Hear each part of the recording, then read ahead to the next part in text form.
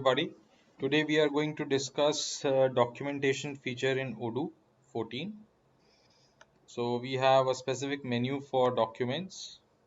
When you click on that, you will be able to see a variety of documents which can be attached and saved in different workspaces or folders. For each and every document, you will be able to assign separate tags.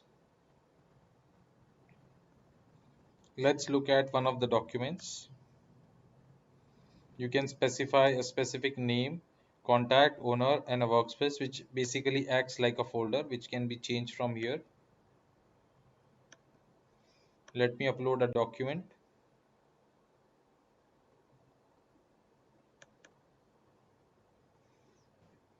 When you click on the document, name is uploaded as it is. You can associate this particular document with a particular contact or a partner. The owner is the one who basically uploaded the document, but you can always modify this. You can specify the workspace,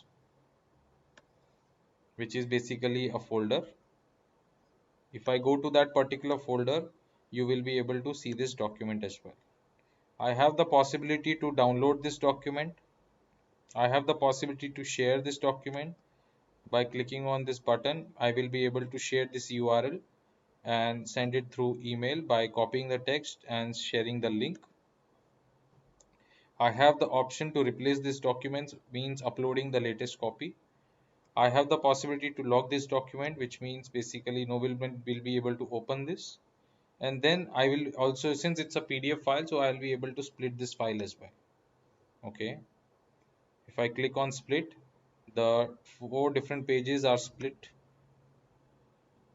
together, and now they have been converted into 4 pages. So this is an amazing feature where you are able to divide the PDF. Additionally, you have features where you can create a spreadsheet. If I click on create spreadsheet, there are some templates which are available, and of course you can create a blank one. For example, this is a dashboard for CRM. What it does is to open a spreadsheet here, and of course after the spreadsheet is created, you will be able to modify this as per your choice. In the configuration section, I have possibility to create multiple workspaces, and I can create different categories. For each workspaces, they can belong to a specific workspace, a company. I can define which particular groups will be able to write or read, based on which the different access will be provided. I can also see documents based on tags.